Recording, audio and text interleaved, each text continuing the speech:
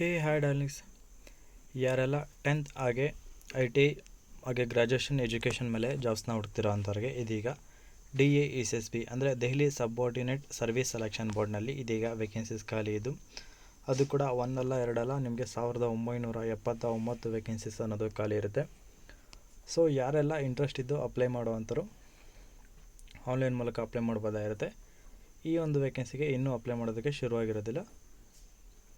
Apply ಮಾಡೋದಕ್ಕೆ ಬಂದು ನಿಮಗೆ ಜೂನ್ 16ನೇ ತಾರೀಕಿಂದ ಶುರುವಾಗ್ತಾಯಿದ್ದು. ಸೊ ಯಾರೆಲ್ಲ ಇಂಟ್ರೆಸ್ಟ್ ಇದ್ದು ಅಪ್ಲೈ ಇರೋವಂಥವ್ರು ಈ ಒಂದು ವಿಡಿಯೋನ ಫುಲ್ಲಾಗಿ ನೋಡಿ. ಹಾಗೆ ಅದಕ್ಕಿಂತ ಮುಂಚೆ ನಮ್ಮ ಚಾನಲ್ ಯಾರೆಲ್ಲ ಹೊಸ ವಿಡಿಯೋ ನೋಡ್ತಿರೋ ಅಂಥವ್ರು ಪ್ಲೀಸ್ ನಮ್ಮ ಚಾನಲ್ನ ಸಬ್ಸ್ಕ್ರೈಬ್ ಮಾಡಿಕೊಂಡು ಸಪೋರ್ಟ್ ಮಾಡ್ಕೊಳ್ಳಿ. ಈ ಒಂದು ನೋಟಿಫಿಕೇಷನನ್ನು ಬಂದು ಮೇ 29ನೇ ತಾರೀಕು ಹೊರಡಿಸಲಾಗಿರುತ್ತೆ. ಈ ಒಂದು ವೇಕೆನ್ಸಿಗೆ ಆಲ್ರೆಡಿ ಹೇಳಿದಾಗೆ ಜೂನ್ 16ನೇ ತಾರೀಕು 12 ಗಂಟೆಯಿಂದ ಹಿಡಿದು ಜುಲೈ 15ನೇ ತಾರೀಕುವರೆಗೂ ನೀವು ಅಪ್ಲೈನ ಮಾಡ್ಬೋದಾಗಿರುತ್ತೆ.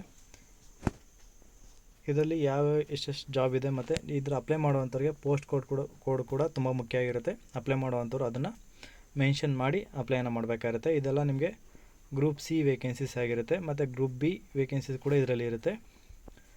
ಹಾಗೆ ಇದರಲ್ಲಿ EWS PWBD ex service men ಅಭ್ಯರ್ಥಿಗಳು ಕೂಡ ರಿಸರ್ವೇಷನ್ ಮಾಡಲಾಗಿರುತ್ತೆ. ಅದನ್ನು ಬಿಟ್ಟು 1979 ವೇಕೆನ್ಸೀಸ್ ಖಾಲಿ ಇದ್ದು, ಹಾಗೆ ಎಲ್ಲ ಕ್ಯಾಟಗರಿ ಕೂಡ ರಿಸರ್ವೇಷನ್ ಮಾಡಲಾಗಿರುತ್ತೆ. ಇನ್ನು ಮೇನ್ ನಮಗೆ ಬೇಕಾಗಿರುವಂಥ ಎಜುಕೇಷನ್ ಕ್ವಾಲಿಫಿಕೇಷನ್ ಆಗಿ ಯಾವೆಲ್ಲ ಹುದ್ದೆ ಇದೆ ಅಂತ ನೋಡೋದಾದರೆ, ಮೊದಲನೇದಾಗಿ ಜೂನಿಯರ್ ಸೈಂಟಿಸ್ಟ್ ಅಸಿಸ್ಟೆಂಟ್ನ ಬಯೋಲಜಿಯಲ್ಲಿ ಇದರಲ್ಲಿ 44 ವೇಕೆನ್ಸೀಸ್ ಖಾಲಿ. ಇದಕ್ಕೆ ಮಾಸ್ಟರ್ ಡಿಗ್ರಿ ಇನ್ ಜಿಯೋಲಜಿ, ಬೊಟಾಲಜಿ ಮತ್ತು ಮೈಕ್ರೋ ಬಯೋಲಜಿ ಮಾಡಿರೋವಂಥವ್ರು ಅಪ್ಲೈನ ಮಾಡ್ಬೋದಾಗಿರುತ್ತೆ. ಹಾಗೆ BE BTech ಬಯೋಟೆಕ್ನಾಲಜಿ ಮಾಡಿರೋವಂಥವ್ರು ಕೂಡ ಅಪ್ಲೈನ ಮಾಡ್ಬೋದಾಗಿರುತ್ತೆ. ಇದಕ್ಕೆ ಆಲ್ಮೋಸ್ಟ್ ಈ ಒಂದು ವೇಕೆನ್ಸಿಗೆ ಯಾವುದೇ ಎಕ್ಸ್ಪೀರಿಯೆನ್ಸ್ನ ಆಗೋದೇ ಇರೋದಿಲ್ಲ. ಇಫ್ ನೀವೇನಾದರೂ ಕಾಂಟ್ರಾಕ್ಟ್ ಬೇಸಿಸಲ್ಲಿ ವರ್ಕ್ ಮಾಡಿರೋವಂಥವ್ರಾಗಿದ್ದರೆ ಅಂಥವ್ರು ಕೂಡ ಅಪ್ಲೈನ ಮಾಡ್ಬೋದಾಗಿರುತ್ತೆ.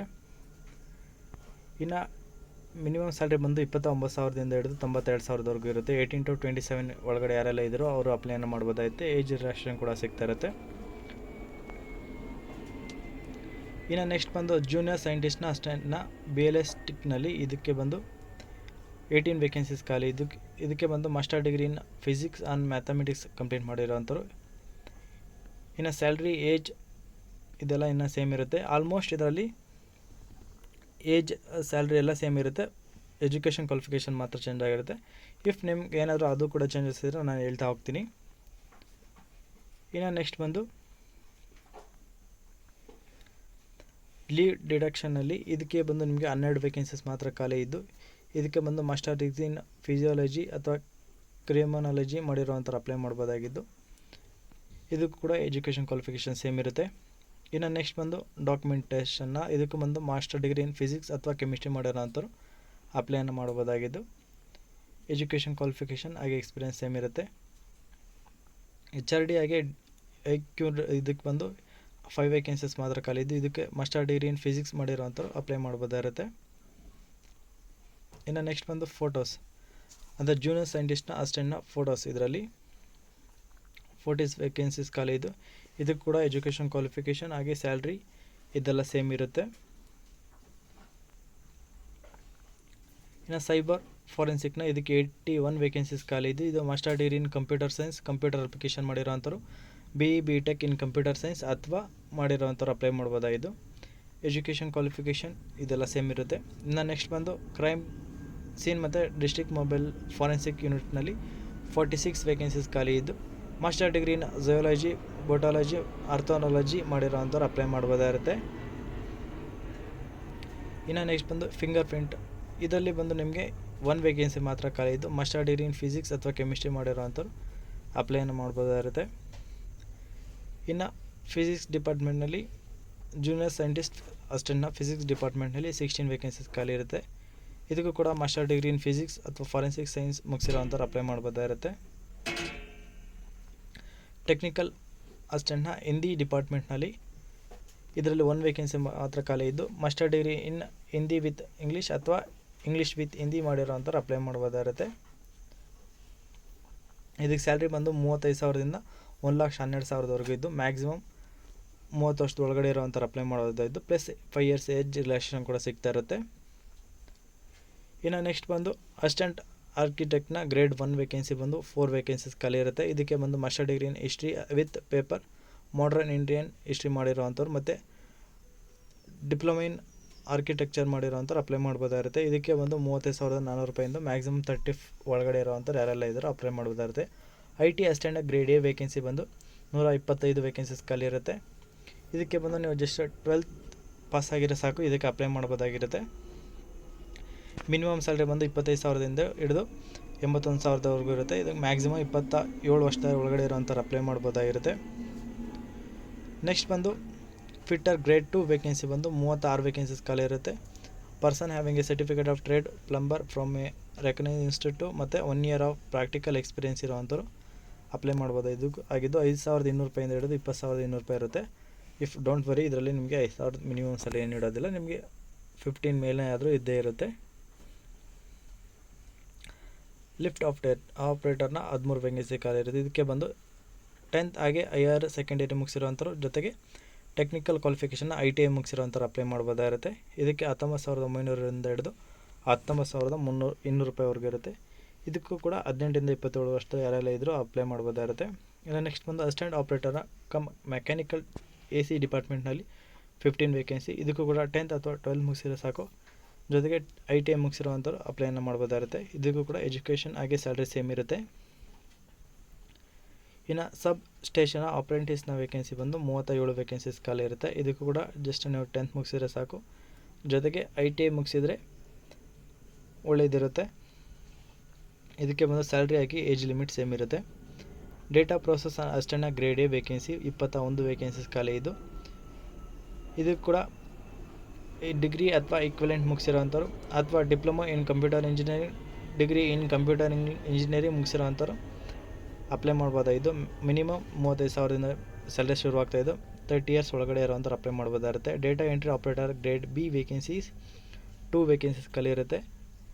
ಇದಕ್ಕೂ ಕೂಡ ಡಿಗ್ರಿ ಮಾಡಿರೋವಂಥವ್ರು ವಿತ್ 3 ಇಯರ್ಸ್ ಡಿಪ್ಲೊಮೊ ಮಾಡಿರೋವಂಥವ್ರು ಅಪ್ಲೈ ಮಾಡ್ಬೋದಾಗಿರುತ್ತೆ. 29,000 ಮಿನಿಮಮ್ ಸ್ಯಾಲ್ರಿ ಇರುತ್ತೆ. 30 ವರ್ಷದ ಒಳಗಡೆ ಇರೋವಂಥವ್ರು ಅಪ್ಲೈ ಮಾಡ್ಬೋದಾಗಿರುತ್ತೆ. ಇನ್ನು ನೆಕ್ಸ್ಟ್ ಬಂದು ಟ್ರೈನ್ಡ್ ಗ್ರ್ಯಾಜುಯೇಟ್ ಟೀಚರ್ನ ಕಂಪ್ಯೂಟರ್ ಸೈನ್ಸ್ ಡಿಪಾರ್ಟ್ಮೆಂಟ್ನಲ್ಲಿ 675 ವೇಕೆನ್ಸೀಸ್ ಖಾಲಿ ಇದು. Bachelor degree in computer application ಅಥವಾ ಗ್ರ್ಯಾಜುಯೇಷನ್ ಇನ್ ಕಂಪ್ಯೂಟರ್ ಸೈನ್ಸ್ ಮುಗಿಸಿರೋವಂಥವ್ರು ಯಾರೆಲ್ಲ ಇದ್ದರೂ ಅಪ್ಲೈ ಮಾಡ್ಬೋದಾಗಿದ್ದು. 44,000ದಿಂದ ಮಿನಿಮಮ್ ಸ್ಯಾಲ್ರಿ ಶುರುವಾಗ್ತಾ ಇರುತ್ತೆ. ಡೈನಾಮಿಸ್ಟಿಕ್ ಸೈನ್ಸ್ ಟೀಚರ್ಗೆ 129 vacancies. Bachelor degree in domestic science ಮಾಡಿರೋವಂಥವ್ರು ಅಥವಾ ಆ್ಯಂಡ್ ಜೊತೆಗೆ bachelor degree in education with domestic science ಮುಗಿಸಿರೋವಂಥವ್ರು ಅಪ್ಲೈ ಮಾಡ್ಬೋದಾಗಿರುತ್ತೆ. ಇದಕ್ಕೂ ಕೂಡ ಸ್ಯಾಲ್ರಿ ಆ್ಯಂಡ್ ಎಜುಕೇಷನ್ ಸೇಮ್ ಇರುತ್ತೆ. ಟ್ರೈನ್ಡ್ ಗ್ರ್ಯಾಜುಯೇಟ್ ಟೀಚರ್ನ ಸ್ಪೆಷಲ್ ಎಜುಕೇಷನ್ ಟೀಚರ್ಸ್ ಆಗಿ ಡಿಪಾರ್ಟ್ಮೆಂಟ್ನಲ್ಲಿ 163 ವೇಕೆನ್ಸೀಸ್. ಇದಕ್ಕೂ ಕೂಡ ಗ್ರ್ಯಾಜುಯೇಷನ್ ಮುಗಿಸಿರ್ಬೇಕಾಗಿರುತ್ತೆ. Second and B.Ed special education ಆಗಿ ಮುಗಿಸಿರುವಂಥವ್ರು ಅಥವಾ B.Ed ಜನರಲ್ನಲ್ಲಿ ವಿತ್ 2 ಇಯರ್ಸ್ 1 ಇಯರ್ ಡಿಪ್ಲೊಮೊ ಮಾಡಿರುವಂಥವ್ರು ಕೂಡ ಅಪ್ಲೈನ ಮಾಡ್ಬೋದಾಗಿರುತ್ತೆ.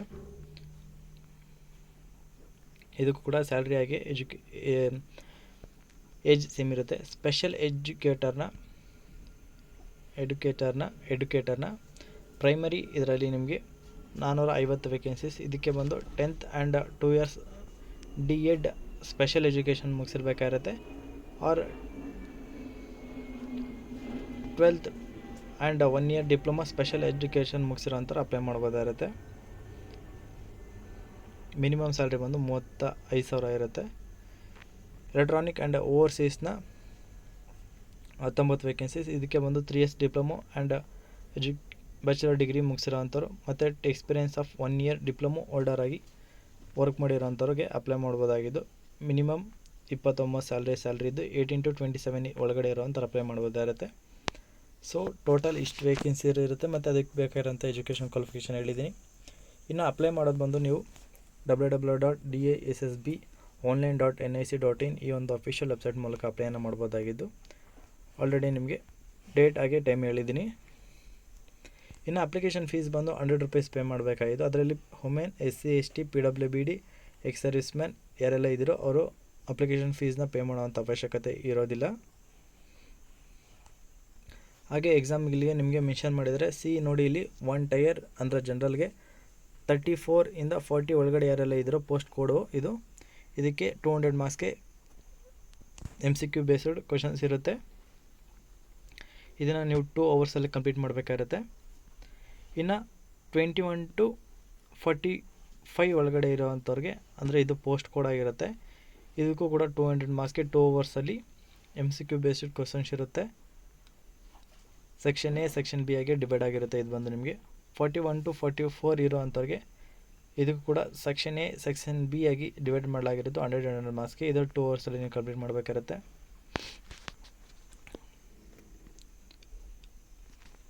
ಇನ್ನು ಫೈನಲ್ ಸೆಲೆಕ್ಷನ್ ಬಂದು ನಿಮಗೆ ಎಕ್ಸಾಮಿನೇಷನ್ ಇರುತ್ತೆ. ಇದು ಕಂಪ್ಯೂಟರ್ ಬೇಸ್ಡ್ ಎಕ್ಸಾಮಿನೇಷನ್ ಆಗಿದ್ದು, ಇದರಲ್ಲಿ ನೀವು ಹೇಗೆ ಪರ್ಫಾರ್ಮೆನ್ಸ್ ಮಾಡ್ತೀರಾ, ಅಂದರೆ ಹೇಗೆ ನೀವು ಮಾರ್ಕ್ಸ್ ತೊಗೊಳ್ತೀರಾ ಆ ಆಧಾರದ ಮೇಲೆ ನಿಮಗೆ ಮೆರಿಟ್ ಲಿಸ್ಟ್ನ ಪ್ರಿಪೇರ್ ಮಾಡೋ ಮೂಲಕ ನಿಮ್ಮನ್ನು ಆಯ್ಕೆ ಮಾಡಲಾಗುತ್ತೆ. ಮಿನಿಮಮ್ ಮಾರ್ಕ್ಸ್ ಇಲ್ಲಿ ಮೆನ್ಷನ್ ಮಾಡಲಾಗಿರುತ್ತೆ. ಜನರಲ್ಗೆ 40%, OBCಗೆ 35%, SC/ST PWBDಗೆ 30%, ಎಕ್ಸ್ ಮೆನ್ಗೆ 5% ರಿಲ್ಯಾಕ್ಸೇಷನ್ ಇರುತ್ತೆ. ಮಿನಿಮಮ್ ಬಂದು 30% ಇರುತ್ತೆ ಅವ್ರಿಗೂ ಕೂಡ.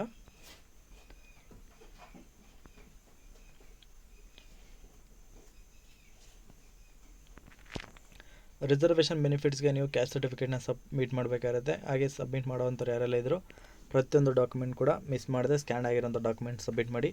ರಿಲ್ಯಾಕ್ಸೇಷನ್ ಬಂದು ಆ್ಯಸ್ ಯೂಶುವಲ್ SC/STಗೆ 5 years, OBCಗೆ 3 years, PWBDಗೆ 10 to 15 years. 10 to 15 years ಅಂದರೆ ಅರ್ಥ ಮಾಡ್ಕೊಳ್ಳಿ, ಜನರಲ್ ಆಗಿದ್ರೆ 10 years, SC/ST OBC ಈ ರೀತಿ ಇದ್ದರೆ 15 years ಇರುತ್ತೆ. ಈ ರೀತಿ ಅರ್ಥ ಮಾಡ್ಕೋಬೇಕಾಗುತ್ತೆ. ಗೊತ್ತಾಗಲಿಲ್ಲ ಅಂದರೆ ನೀವು ವಿಡಿಯೋನ ಪಾಸ್ ಮಾಡಿ ಕ್ಲಿಯರಾಗಿ ನೋಡ್ಕೊಳ್ಳಿ. ಇನ್ನು ಯಾರೆಲ್ಲ ಗೌರ್ಮೆಂಟ್ ಸರ್ವೆಂಟ್ ಆಗಿ ಗ್ರೂಪ್ ಬಿ ವೇಕೆನ್ಸಿ ಮಾಡಿರೋಂಥವ್ರಿಗೆ ಅವ್ರಿಗೆ 5 years, ಮತ್ತು ಗ್ರೂಪ್ ಸಿ ಆಗಿ ಕೆಲಸ ಮಾಡಿರೋ up to 40 to 45 years. Group C work ಮಾಡಿರೋಂಥವ್ರಿಗೆ 40 to 45. ಹಾಗೆ ಮಿಲಿಟರಿಯಲ್ಲಿ 3 years ವರ್ಕ್ ಮಾಡಿರೋಂಥವ್ರಿಗೆ ಮ್ಯಾಕ್ಸಿಮಮ್ 55 ಒಳಗಡೆ ಏಜ್ ರಿಲ್ಯಾಕ್ಸೇಷನ್ ಇರುತ್ತೆ. ಹಾಗೆ ಮಿಲಿಟರಿಯಸ್ ಸ್ಪೋರ್ಟ್ಸ್ ಪರ್ಸನ್ ಯಾರೆಲ್ಲ ಇದ್ದರೂ ಅವರಿಗೆ ಅಪ್ ಟು 5 years ಮತ್ತು 10 yearsವರೆಗೂ ಇರುತ್ತೆ. ಡಿಸೇಬಲ್ ಡಿಫೆನ್ ಸರ್ವಿಸ್ ಮಾಡಿರೋಂಥವ್ರಿಗೆ ಗ್ರೂಪ್ ಸಿ ವೇಕೆನ್ಸಿಗೆ 45 to 50 ಇರೋ ಒಳಗೆ ಇರುತ್ತೆ. ಮತ್ತು ವುಮೆನ್, ಡೈವರ್ಸ್ ವುಮೆನ್ಸ್ ಮತ್ತು ಡ್ಯೂಟೀಸಲ್ಲಿ separated and who are not remarried ಅಂಥವ್ರಿಗೆ 35 to 40 years. ಮತ್ತು ಮದುವೆ ಆಗದೇ ಇರೋರು ಯಾರೆಲ್ಲ ಇದ್ದೀರೋ ಮತ್ತು ಡೈವರ್ಸ್ ಆಗಿರೋ ಅಂಥವ್ರು ಇವ್ರಿಗೆಲ್ಲರಿಗೂ ಇದಾಗಿರುತ್ತೆ. ಕನ್ಫ್ಯೂಷನ್ ಮಾಡ್ಕೊಳಕ್ಕೆ ಹೋಗ್ಬಿಡಿ.